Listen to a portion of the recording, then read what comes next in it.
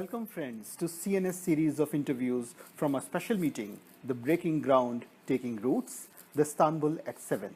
This potentially game-changing meeting of hundreds of civil society champions from around the world, along with some government representatives among others, happened recently in Bangkok, Thailand. This episode features a very special conversation with Julia Sanchez, President CEO of Canadian Council for International Cooperation and co-chair of CSO Partnership for Development Effectiveness or CPDE. Julia Sanchez was in conversation with CNS Managing Editor Shobha Shukla. Without any further ado, let's listen to Julia Sanchez, President CEO of Canadian Council for International Cooperation. Why is it important to have civil society organization spaces for achieving Agenda 2030?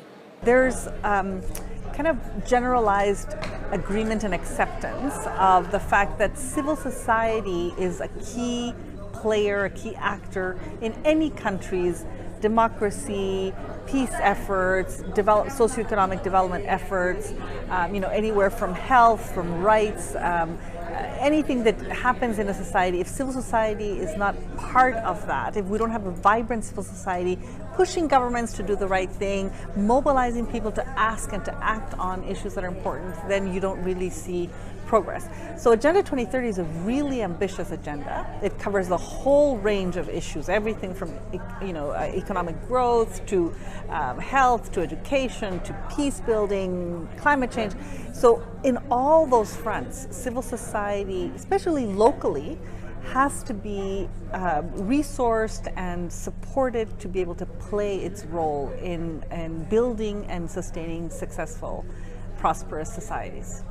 Have the Istanbul Principles been helpful in the past 7 years for developing CSO spaces so that they can effectively work as development actors? One of the important things that the Istanbul Principles did was help us to articulate and then to communicate with other stakeholders, government most importantly, but donor governments, as private sector, parliamentarians, other stakeholders in the development landscape, to be able to communicate with them clearly what we're all about and how where we set the bar for ourselves, right? The Istanbul Principles are aspirational, but they're also quite reflective of what civil society does on a day-to-day basis and strives to be.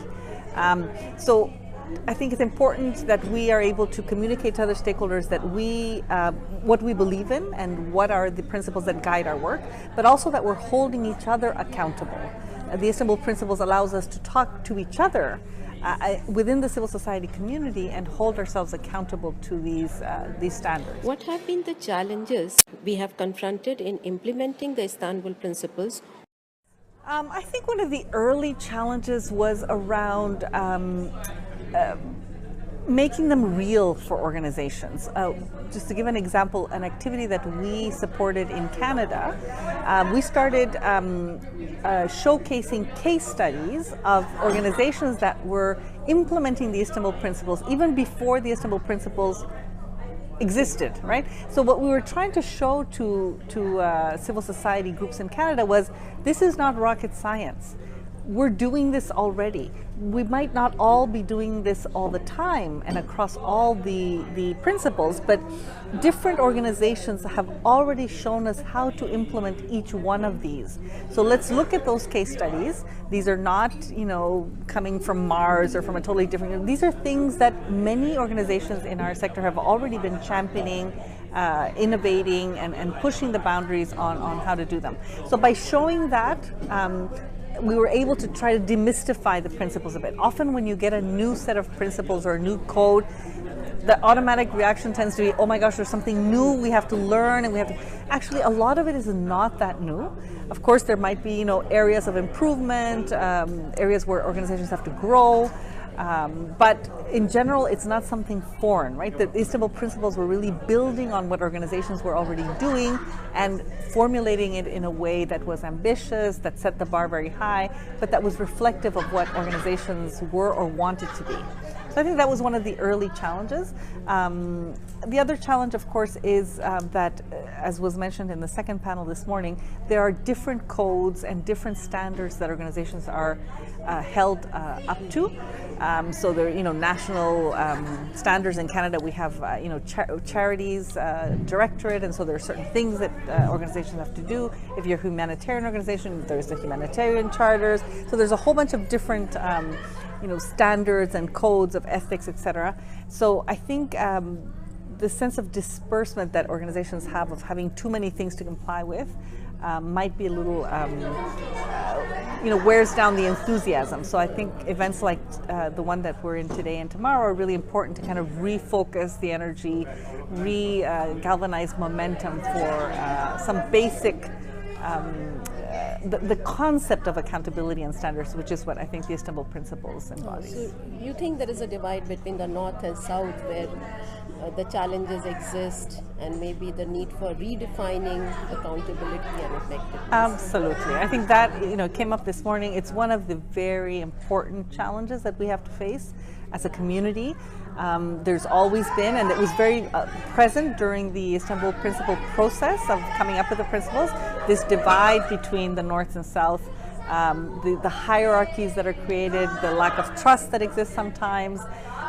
One of the principles, the equitable partnership principle, for me is the principle that speaks to that real issue in our community, that we do have different realities, but also power dynamics that are not always healthy, and that we have to challenge ourselves to create and support equitable partnerships amongst ourselves, first of all, and then with governments and other stakeholders. Right? But that is a real challenge, and it hasn't gone away, so it's work in progress for sure. Civil society space shrinking, and how can Istanbul Principles be helpful and useful in helping safeguard this civil society space?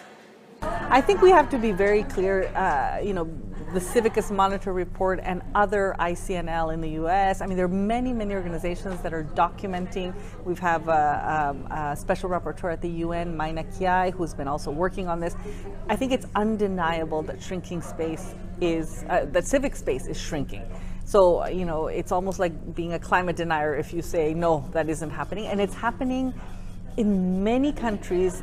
I would almost venture to say in most countries these days there's some issues, right, of either bad legislation, intimidation, lack of funding for civil society, lack of dialogue and policy space to involve civil society, and much more extreme cases of imprisonment, harassment, death, etc. So this is a real issue. Unfortunately, we don't seem to be moving forward in addressing this, despite all the discourse and all the agreements and acknowledgement that civil society is so important. So it is a real issue. So to your question of what, and this is happening in the South, in the North, West, East, everywhere. It's unfortunately quite widespread. So can the Istanbul Principles help in any way, or do they play a role in addressing this? I think of course, we as civil society groups, we need an enabling environment to fulfill and to contribute fully to prosperous societies.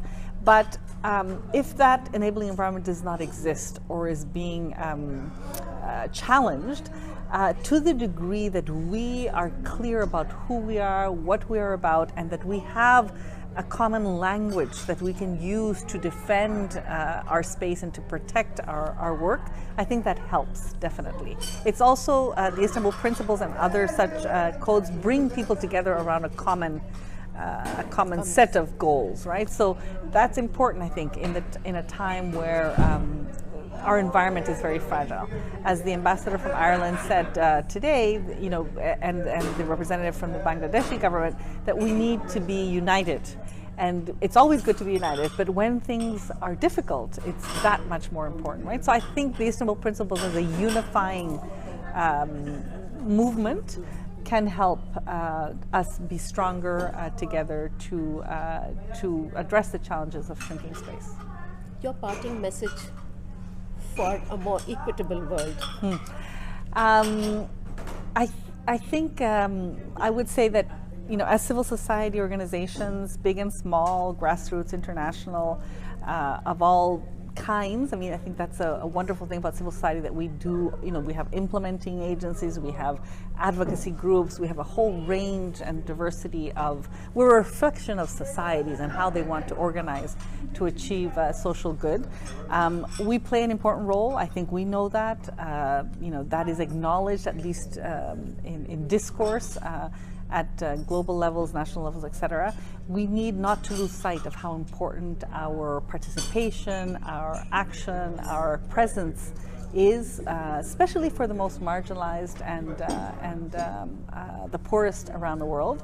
So I really liked what somebody said today, of not to forget why we're doing this, not to get lost in the bureaucracy and the complications of doing our work, but just continue to come back to the origins of why we're involved in the work that we're involved in. So I think that's really important to remember in times that are quite difficult around the world, that we need to be there and we need to be focused on our primary mission, which is to do good. Thank you. Thank you. We were listening to Julia Sanchez, President CEO of Canadian Council for International Cooperation and co-chair of CSO Partnership for Development Effectiveness, or CPDE.